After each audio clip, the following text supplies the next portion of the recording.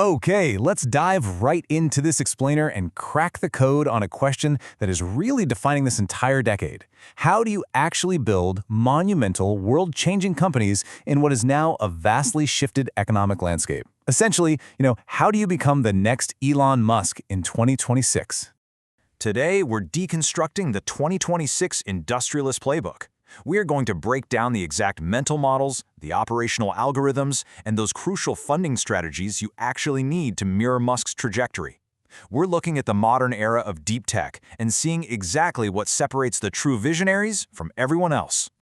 So, here is our blueprint for today. 1. The rise of the 2026 industrialist. 2. Master first principles thinking. 3. Execute the 5-step algorithm. 4. Build strategic, authentic visibility. And 5. Secure 2026 venture capital. All right, let's kick things off with Section 1, the rise of the 2026 industrialist. To actually succeed in the geoeconomic fragmentation we are seeing in 2026, we had to look at the rise of what's called the sovereign innovator. And this is fascinating because you can't just build in the cloud anymore. Your competitive advantage now, it comes from controlling actual physical infrastructure, raw materials, and even biological processes. Think about these domains for a second. We've got agentic AI operating systems, orbital manufacturing and data centers, precision fermentation for food and medicine, and direct lithium extraction. Industry analysts and the World Economic Forum are totally clear on this. Innovation has leaped off of our screens and directly into the critical infrastructure that actually underpins global economies. And the sheer scale and velocity of this shift to the physical world is just staggering. To put this into perspective, industry analysts project that global shipments of humanoid robots will skyrocket by over 700% this year alone. We are rapidly, and I mean rapidly, embedding physical AI into our daily logistics and manufacturing systems. Moving on to Section 2, Master First Principles Thinking. So, the crucial point here is that you absolutely must abandon the comfort of analogies. Analogy thinking is basically looking at a gas car and saying, hey, let's make this engine just a little bit more efficient. First principles thinking, on the other hand, asks, wait, what is a car actually meant to do? It's meant to move people. Is gas literally the only way to do that? What if we use electricity? You boil the entire problem down to the raw physics and you just rebuild it from scratch. You have to act like a scientist. You really need to use what philosophers call Cartesian doubt. That means you systematically doubt every single legacy constraint, every industry norm, and every piece of conventional wisdom until only undeniable foundational facts remain. Let's look at how Elon Musk actually applied this. When he wanted to go to Mars, buying a rocket cost $65 million. That was the accepted industry analogy. But by looking at the first principles, literally just the raw material costs of aerospace-grade aluminum, titanium, and carbon fiber, he realized those materials were only a tiny fraction of that $65 million price tag.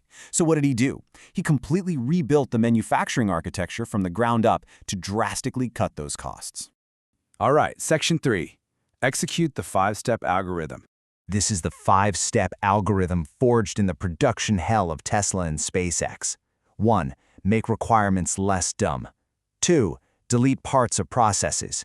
3. Simplify and optimize. 4. Accelerate cycle time. And 5. Automate. Now, here is the absolute secret to this. You must follow these in this exact sequence. If you scramble the order, you fall into a catastrophic trap. Let's break down exactly why. After you challenge every single requirement, even the ones handed to you by incredibly smart engineers, you must delete.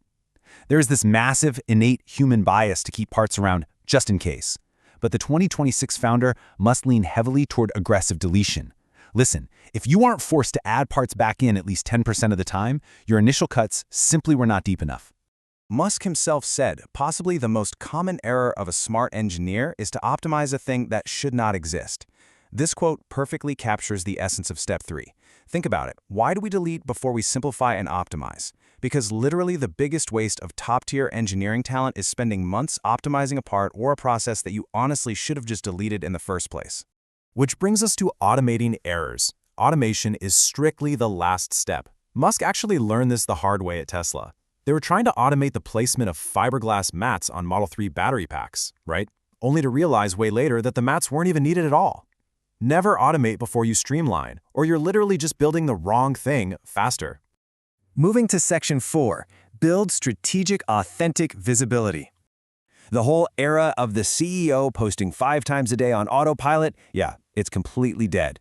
The 2026 industrialist uses a highly strategic, lower volume, high quality cadence. We're talking a thoughtful weekly LinkedIn post to educate, a monthly podcast interview to show that human side, and a bi-monthly long-form article for deep thought leadership. This deliberate rhythm builds true authority and trust without totally burning you out.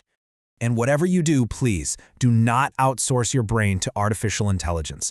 Audiences in 2026 can instantly feel when content lacks a real, experienced human perspective. I think we've all cringed at those perfectly formatted, totally robotic AI-generated posts by now, right? Use AI as your assistant for research and brainstorming, for sure, but never ever as your author. That sea of AI sameness is going to do nothing but damage your reputation. Finally, Section 5. Secure 2026 venture capital. Look, the funding landscape has experienced a total seismic shift. In the past, you could raise millions on a bold vision and a really slick pitch deck alone. Today, the threshold to access capital has shifted entirely, from faith in your bold narrative to undeniable proof of your execution and operational readiness. But don't mistake higher standards for a lack of money.